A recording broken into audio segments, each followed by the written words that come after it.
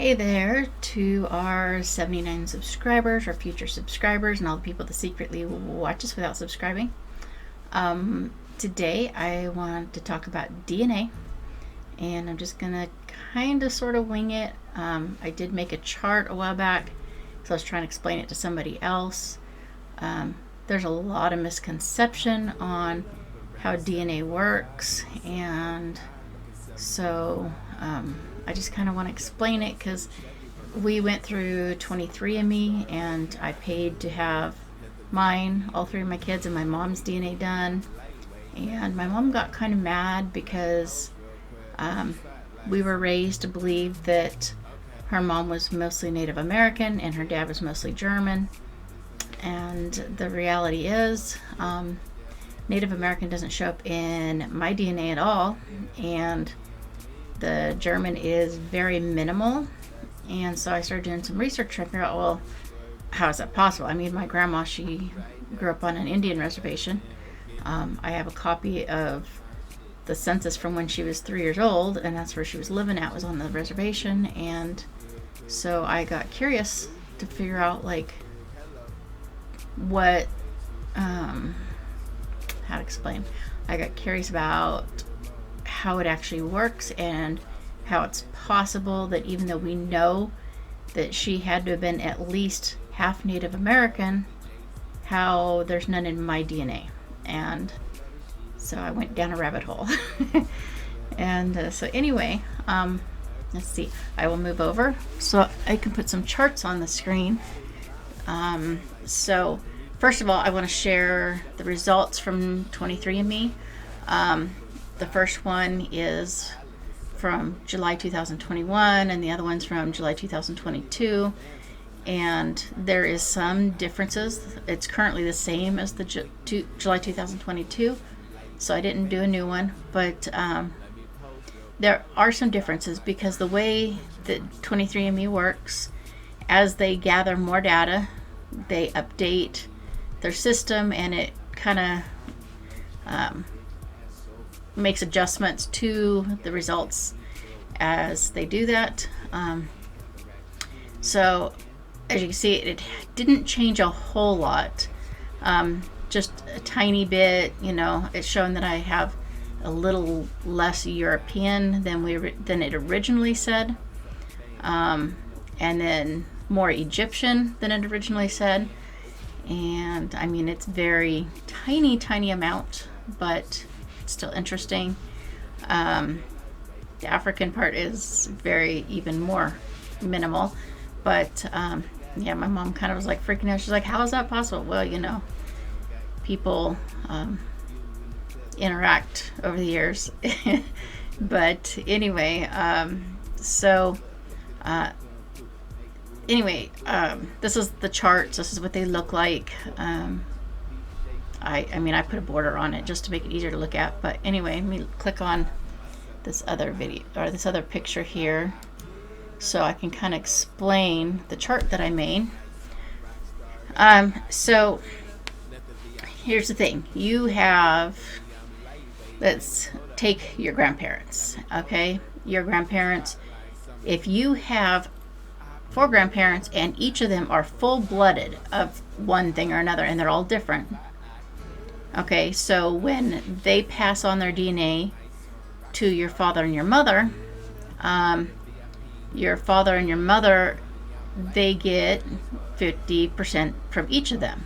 And if they're full-blooded, then your parents would end up half and half. But here's where things change a little bit. So let's say your father is 50% of nationality A and 50% nationality B, and then your mother is 50% nationality C and 50% nationality D.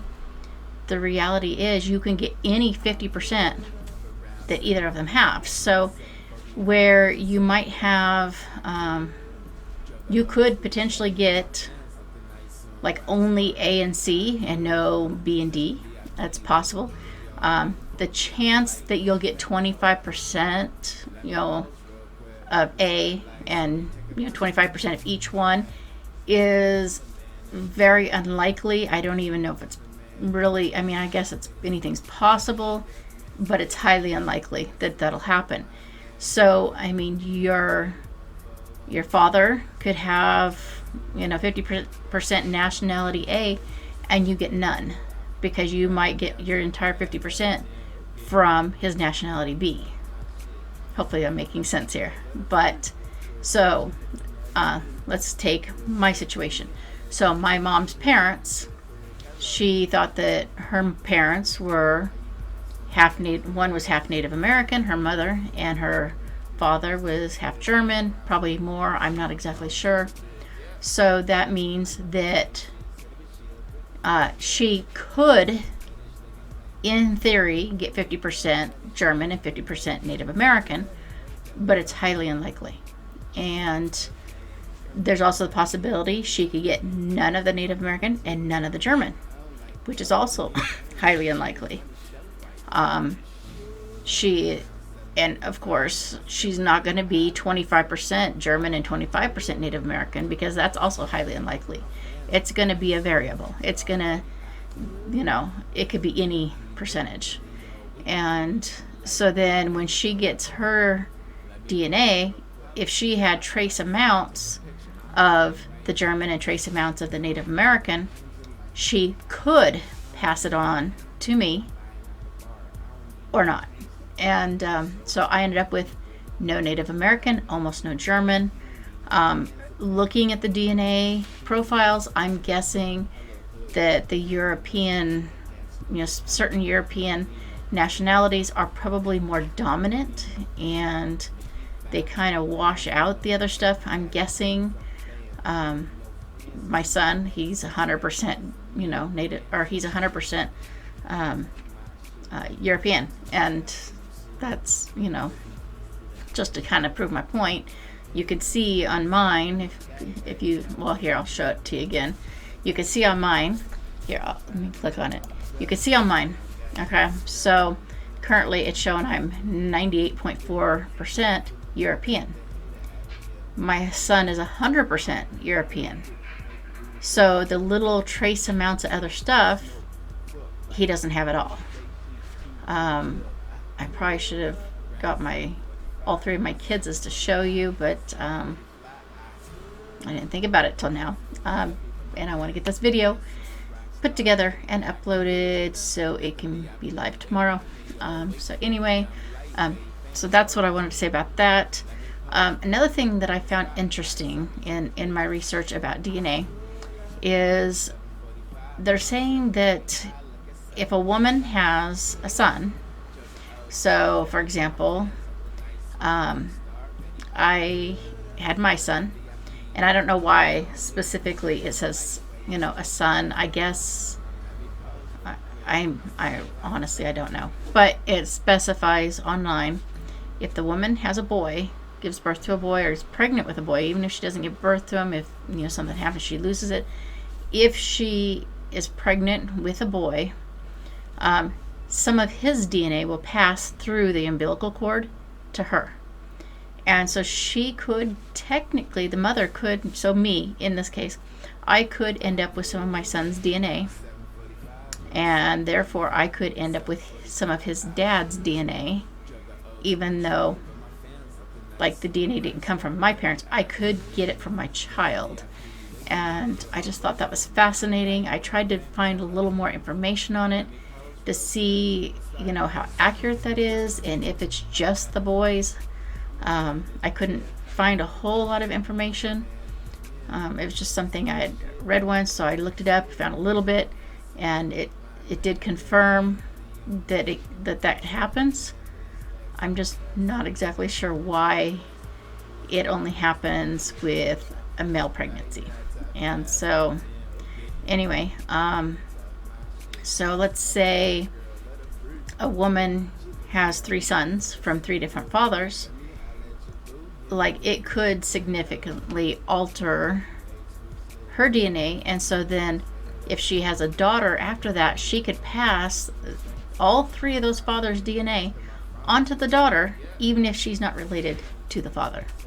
So it's interesting. It's fascinating. I don't know if anybody else is as fascinated as I am about it, but I find it fascinating. So anyway, that's about all I wanted to share with you at the moment, and I will be back with an update video soon, since I kind of missed one of them. So it's been like 6 months, and so anyway, please like, subscribe, comment, share. Tell me what experiences you've had, like if you've had DNA done, and if you found out something that you weren't expecting. Some people get mad when they find out their DNA, and my mom was furious for I don't know how long.